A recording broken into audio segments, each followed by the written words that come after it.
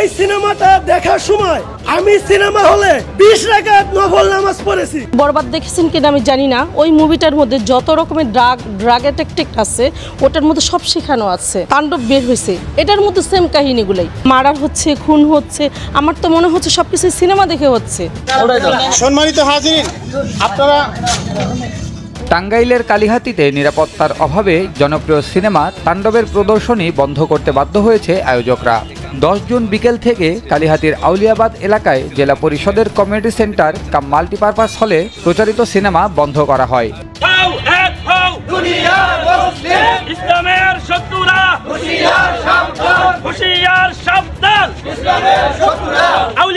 Cinema hall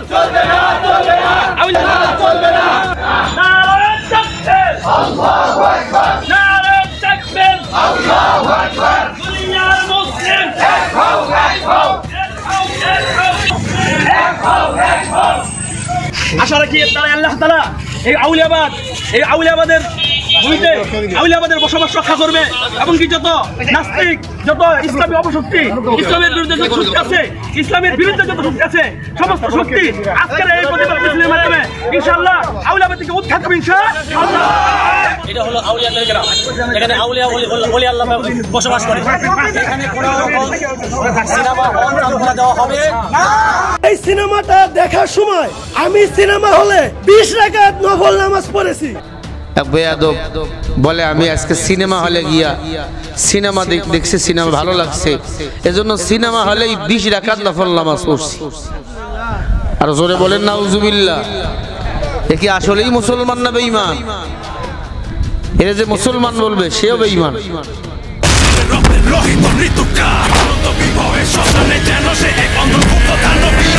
এদিকে বাংলার megastar Shakib খানের কেরিয়ার এক নিমেষেই শেষ হতে যাচ্ছে বলে ধারণা করছেন নেটিজেনরা। সম্প্রতি শাকিব খানের আপকামিং সিনেমা তাণ্ডব নিয়ে এবার বিতর্ক সৃষ্টি হয়েছে শোবিজ অঙ্গনে। তাই এই তাণ্ডব সিনেমা নিয়ে এবার বন্ধের দাবি নিয়ে রাজপথে নেমেছেন কিছু আলেম সমাজ। যে মুসলিম দেশে ধর্ম হল ইসলাম, এই ইসলাম ধর্মের কিছু মারাত্মক পাগল সিনেমা হলে নামাজের মতো পবিত্র জিনিস আদায় করে এবার আলেম সমাজকে চেতিয়ে দিয়েছে।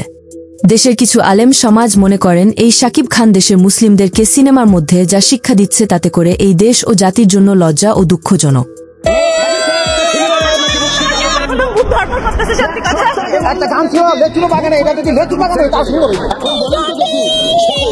শাকিব খানের একটা সিনেমা এবার নাকি মুক্তি পাবে, তাণ্ডব।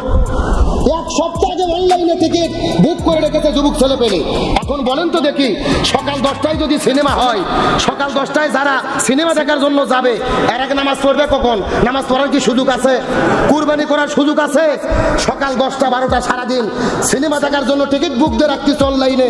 যুবকদেরকে বলতে চাই, তোমরা সিনেমা দেখার জন্য টিকিট বুক দাওনি, বরং তোমরা জান্নাতে যাওয়ার জন্য টিকিট বুক দিয়ে রেখেছো।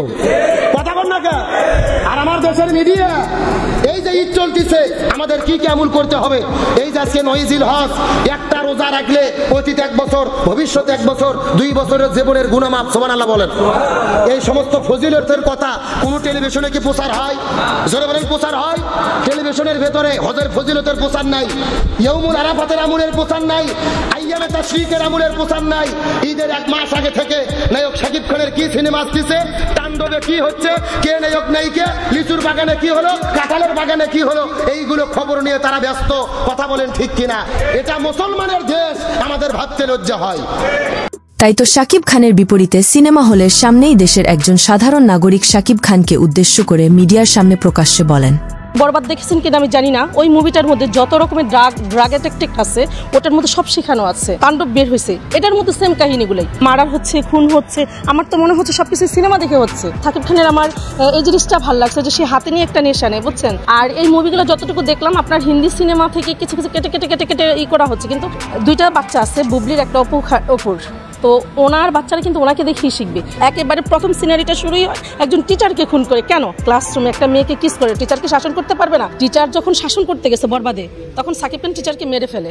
তা আমার বাচ্চা তো এটাই শিখবে। যখন একটা মুভি একটা গার্ডিয়ান দেখতে আসে, বাচ্চা বাসায় রেখে আসা যায় না। সাকিব খান আমাদেরকে নতুন জেনারেশনকে যেই মুভিগুলো উপহার দিচ্ছে, আমি সেটা ভালো মনে করতেছি না। এই সিনেমাটা দেখার সময় আমি সিনেমা হলে 20 রাকাত নফল নামাজ পড়েছি। নতুন করে কোন সিনেমা আসছে এক পাগলরে জিজ্ঞাসা করছে, কিরে সিনেমা কেমন দেখলি? কয় সিনেমা হলের ভিতরে বৈশা কয়েক রাকাত নফল নামাজ পড়ছি। এরপর আবার কইতেছে আমি কোরআনে হাফেজা। আফসোস, আল্লাহ যে আযাব দেয় নাই এখনো ঠিক রাখছে। চিন্তা করে এখন শাকিব খানের যারা ফ্যান বেজ আছেন তারা বলতেই পারেন যে বহির্বিশ্বে বিভিন্ন দেশে তো মারপিট, লুটপাট, মাদক সেবন ও ধর্ষণ সহ অনেক কিছুই সিনেমার মধ্যে হচ্ছে। তাহলে বাংলাদেশের সিনেমার মধ্যে এসব করলে দোষের কি আছে, তাও আবার শাকিব খানের সিনেমায়? এবার তাদেরকেই উদ্দেশ্য করে বলতে চাই যে তারা তো মুসলিম না, তারা ইসলামের ভাষায় তারা হলো বেধর্মী বা নাস্তিক বলতে পারেন তাদেরকে। তাদের সাথে এই মুসলিম ও আলেম সমাজের রাষ্ট্রকে এক করলে কখনোই হবে না। মনে রাখবেন, আল্লাহ ছাড় দেয় কিন্তু ছেড়ে দেয় না। পৃথিবীতে যা মন চায় করেন, কিন্তু আপনার হিসাব হবে সেই দিন যাকে বলা হয় এহকাল নয়, সেটা হলো পরকাল। আর সেই দিন আপনাকেও কিন্তু কঠিন বিচারের কাঠগড়ায় দাঁড়াতে হবে। আর সেটা যদি ভুলে যান আপনি, তাহলে আপনি মানুষের কাতারেই পড়েন না, আপনি হলেন একটা অমানুষ। তাই এবার একের পর এক আলেম সমাজ এই শাকিব খানের তাণ্ডবের পিছনে লেগেছে।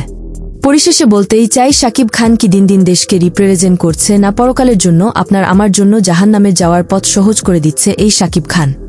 এই বিষয়ে আপনাদের মূল্যবান মতামত আমাদেরকে কমেন্টস করে জানিয়ে দিতে ভুলবেন না।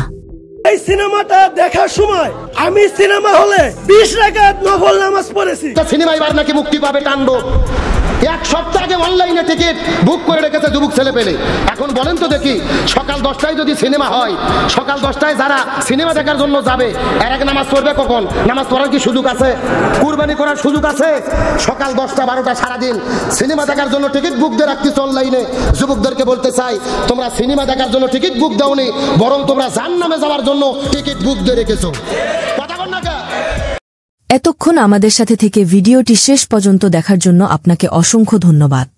আপনি চাইলে আপনার মূল্যবান মতামত আমাদেরকে কমেন্ট করে জানিয়ে দিতে পারেন।